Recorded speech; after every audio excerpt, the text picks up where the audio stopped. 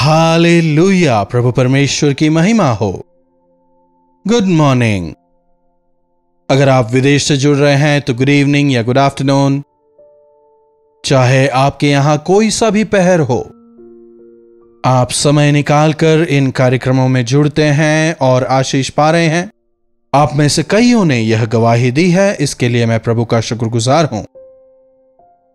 आपकी गवाहियां हमें प्रेरित करती हैं कि प्रभु की महिमा के लिए हम इन कार्यक्रमों को लगातार लाएं, और इसके लिए हमें आपकी प्रार्थना की जरूरत है। आइए प्रार्थना के साथ आज के मनन की शुरुआत करें। महापवित्र पिता परमेश्वर, प्रभु आपके वचनों के साथ जब हम दिन की शुरुआत करते हैं तो सफल होते हैं। जब आपकी इच्छाओं को जानकर उसके अनुसार जीवन बिताते हैं तो आशीष पाते हैं। अपने वचन से बात करें, प्रार्थना यीशु के नाम से मांगते हैं, आमीन। प्रभु की महिमा हो। प्रभु का वचन हमें आवश्यक चेतावनियों को, बुद्धि को, अनेक प्रकार के जीवन के रहस्यों को, जयवंत जीवन जीने के लिए, पवित्र जीवन जीने के लिए आवश्यक चेतावनियों को हम प्रभु परमेश्वर के वचन में पाते हैं। नीति वचन की पुस्तक 4 अध्याय की 14वीं आयत को पढ़ना चाहूंगा। देखिएगा, दुष्टों की बाट में पांव ना रखना और न बुरे लोगों के मार्ग पर चलना, उसे छोड़ दे, उसके पास से भी ना चल। बुरे लोग तो हर जगह मिल जाएंगे ना। कितने सारे लोगों में आज प्रभु का भय नहीं है, बिना नैतिकता के वे जीते हैं। दुष्टता से जीने वालों के बीच ही आज हम रहते हैं। चाहे बच्चों के स्कूल में देखिए या हमारे नौकरी के स्थानों में, हर जगह दुष्टता नजर आती है। मॉडर्न कल्चर जैसे जैसे बढ़ता जा रहा है, अब तो बच्चों को भी देखिए। एक जमाना था जब कॉलेज के स्टूडेंट्स को कहते थे, लेकिन अब तो हाई स्कूल्स के बच्चे ड्रग एडिक्ट्स हो जा रहे हैं, रिलेशनशिप्स में पड़ रहे हैं, मां बाप का विरोध कर रहे हैं। बहुत सुनने में आता है। ऐसी परिस्थितियों में अपने बच्चों की परवरिश कैसे करें? हमें कैसे बढ़ना है? यह संसार मनुष्यों को बर्बाद कर रहा है। इस नाशमान संसार में दुष्टों के बीच, बुरे लोगों के बीच हमें कैसे जीना है? न केवल हमें उनके मार्ग को छोड़ना है, बल्कि पास से भी नहीं चलना है। पास से भी नहीं चलना है। Avoid the circumstances. सबके साथ मिलजुल कर रहें, अच्छे से रहें, लेकिन बुराई में, पाप में उनके साथ ना हो। जब कई लोग मिलकर एक ही गलती को करते हैं, धीरे धीरे वो ट्रेंड बन जाता है। फिर अगर हम भी वैसे ही रहें, नुकसान उठाएंगे। अगर यीशु मसीह पर विश्वास करने वाले एक शब्द सीख लें तो वे सफल हो जाएंगे, प्रभु के लिए जीने पाएंगे। नो बोलना सीखना नहीं कह पाएंगे। आसान है या कठिन? आसान है, बहुत ही, है ना। नो बोलना कितना मुश्किल है, कहने को काफी आसान है। लेकिन समस्या कहां आती है आप जानते हैं? हमें दूसरों को प्रसन्न करना होता है। जब बात पाप करने की आती है तो हमें नो बोलना सीखना चाहिए। मेरे साथ मूवी हॉल आओगे? नो। शराब पियोगे? नो। चलो आज मिलकर सिगरेट पीते हैं? नो। चलो आज मिलकर पार्टी करते हैं? नो। कहने पाएंगे? दुष्टों के मार्ग में जाने से, पापियों के मार्ग में जाने से हमें अपने आप को बचाना है। अगर आप दुष्टों को, अगर आप पापियों को, अगर आप संसार को अपने आप को प्रभावित ना करने दें, जब वे पाप करने के लिए आपको उकसाते हैं, आप प्रभावित ना हो। अगर आप उन्हें नो बोलने पाए, प्रभु की संतान होकर आप जीने पाएंगे। चाहे कुछ भी हो जाए, कितना भी दबाव हो, लेकिन मैं पाप नहीं करूंगा। चाहे कितने ही लोग बोलें, चाहे कितने ही लोग उस पाप को करें, मैं अपने प्रभु के लिए जीवन बिताऊंगा। एक निर्णय लें। सब झूठ बोलते हैं, तुम भी एक झूठ बोल दो, तुमको फायदा होगा। सब लोग झूठा बिल देते ही है ना, तुम भी दे दो, तुम्हें पैसा मिलेगा। सब लोग कर रहे हैं ना, तुम्हारे ऊपरी अधिकारी कर रहे हैं, तुम्हारे नीचे काम करने वाले कर रहे हैं, तुम भी कर लो। लेकिन हमने कई ऐसी गवाहियों को सुना है जहां लोग अपनी नौकरी तक को खो देने को तैयार हो गए, लेकिन वे प्रभु के विरुद्ध नहीं गए। उन्होंने अपनी पवित्रता को, उन्होंने अपने विवेक को सुरक्षित रखा। प्रभु के लिए वे दृढ़ खड़े रहे। सब लोग हामान के आगे घुटने टेक रहे थे, बट मोर्देकाई सेड नो, अपने परमेश्वर के अलावा मैं किसी और के सामने घुटने नहीं टेकूंगा। चाहे तो सल्यूट करूंगा तुझे, तेरे पैर पकड़ने की मुझे जरूरत नहीं है, तेरे सामने झुकने की मुझे जरूरत नहीं है। नामान ने उसे मार डालने तक की कोशिश की। एस्तर की पुस्तक अगर आप पढ़ेंगे तो आप समझ पाएंगे।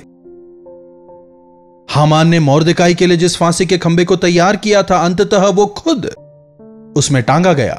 दूसरे के लिए खड्डा खोदा, खुद उसमें गिरा। तुम दुष्टों की बाट में पांव ना धरना, बुरे लोगों के मार्ग पर ना चलना, सांसारिकता के अनुसार ना जीना। दानियेल की पुस्तक में नौजवान दानियेल के विषय में हम पढ़ते हैं। दानियेल एक यहूदी था।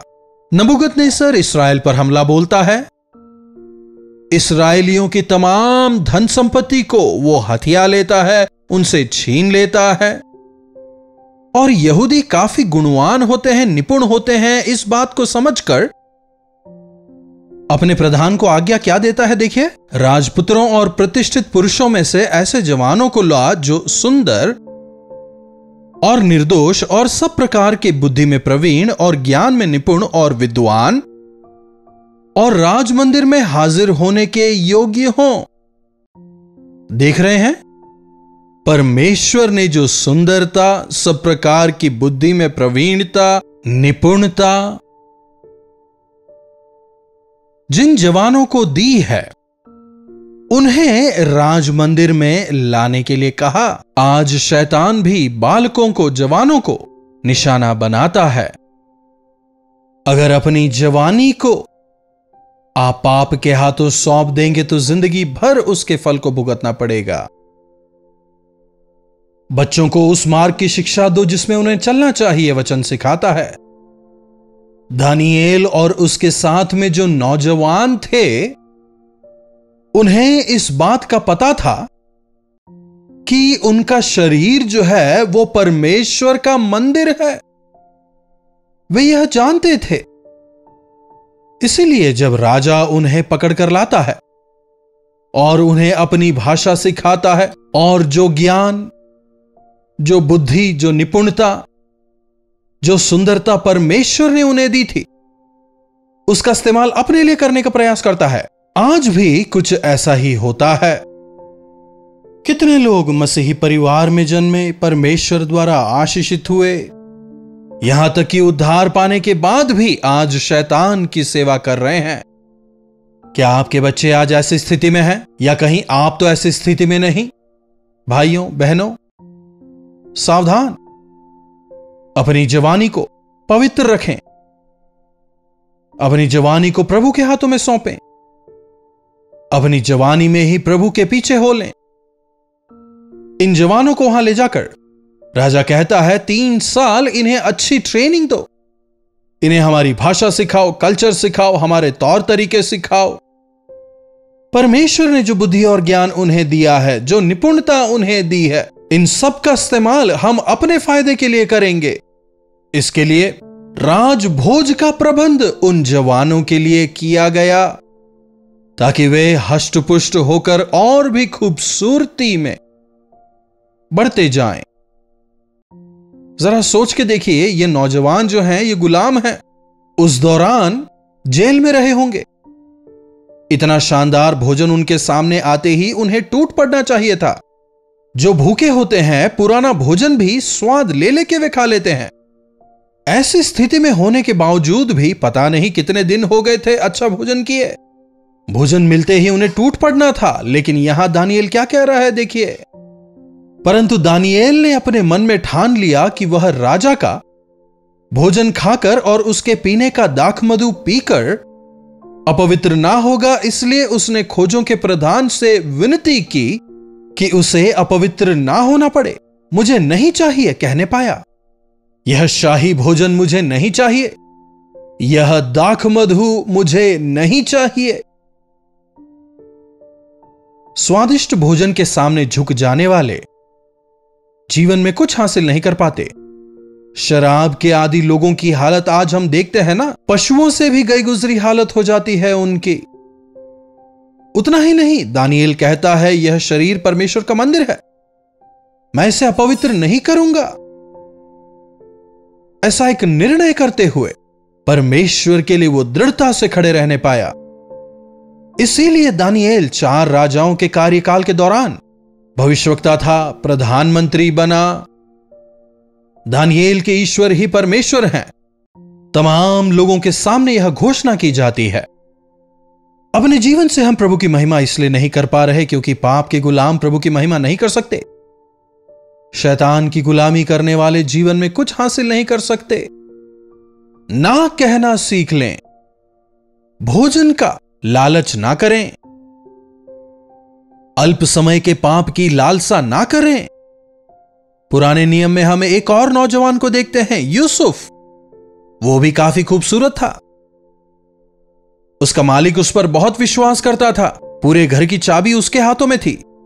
लेकिन उस मालिक की पत्नी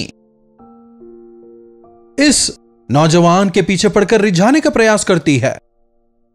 आ मेरे साथ सो, लालच देती है, मैं तुझे ये दूंगी वो दूंगी। जब वो स्त्री उसके पीछे आ रही थी, वो उसके पीछे नहीं जाता, वहां से भाग जाता है। आज के जमाने में कौन करेगा? अरे मैं क्या करूं, सामने परीक्षा आई और मैं उसमें पड़ गया, है कि नहीं? ऐसा घोर पाप मैं अपने परमेश्वर के सामने कैसे करूं? तू मेरे मालिक की पत्नी है कहते हुए उस स्त्री के हाथ से अपने आप को छुड़ाकर भाग जाता है। व्यभिचार से दूर भागो। Don't give room to sexual thoughts, to sexual immorality. विवाह से पहले शारीरिक संबंध पाप है। यह रिश्ता विवाह के बाद पति और पत्नी के बीच में पूरी पवित्रता से होना चाहिए। अपनी इच्छानुसार इसका इस्तेमाल नहीं किया जा सकता। क्या तुम नहीं जानते तुम्हारा शरीर परमेश्वर का मंदिर है? जो प्रभु के मंदिर को बर्बाद करेगा, प्रभु उसे बर्बाद करेंगे। जो पाप मनुष्य करता है वह देह के बाहर है, लेकिन व्यभिचार मनुष्य अपने ही देह के विरुद्ध करता है। वो अपने ही देह के विरुद्ध पाप कर रहा है। इलीगल, इलिसिट रिलेशनशिप, यह नियम के विरुद्ध है। विवाह बंधन के बाहर पराई स्त्री के साथ या पुरुष के साथ या विवाह से पहले। नौजवानों, नवयुवतियों, यदि आप शारीरिक संबंध को स्थान देंगे, वह व्यभिचार कहलाता है और परमेश्वर उसका पलटा लेंगे, वचन कहता है। कई नौजवान आज सेक्सुअल रिलेशनशिप को नो नहीं कह पाते। जब आप जवानी के दहलीज पर कदम रखते हैं, हार्मोनल चेंजेस आपके अंदर होने लगते हैं, पाप में गिरना आसान हो जाता है। लेकिन उससे बचाने के लिए प्रभु आपके साथ हैं। प्रभु से प्रार्थना करें, अपने आप को उन्हें सौंपें। पेटू लोग व्यभिचारी हो जाते हैं। भोजन की चाह रखने वाले शारीरिक इच्छाओं से भर जाते हैं। They are interconnected. इसलिए जवानी में अपना जुआ उठाना है। सही खाएं, सही मात्रा में सोएं, तब आप अपने शरीर पर नियंत्रण रख पाएंगे। आलसी ना बने। नींद पूरी होने के बावजूद भी बिस्तर पर ऐसे ही पड़े रहने वाले पाप करते हैं। यह आलस्य है। प्रभु का एक और सेवक था जिसका नाम था एलीशा। नामान अपने कोढ़ से चंगा होने के बाद वो महंगे तोहफे और सोने चांदी लेकर प्रभु के दास को देने के लिए आता है। जानते हैं प्रभु के सेवक ने क्या कहा? नहीं, मुझे यह तोहफे नहीं चाहिए, सोने चांदी नहीं चाहिए। प्रभु ने तुझे चंगाई दी है, विश्वास योग्यता के साथ जी, लेकिन मुझे यह नहीं चाहिए। वो मना करने पाया। समझ रहे हैं?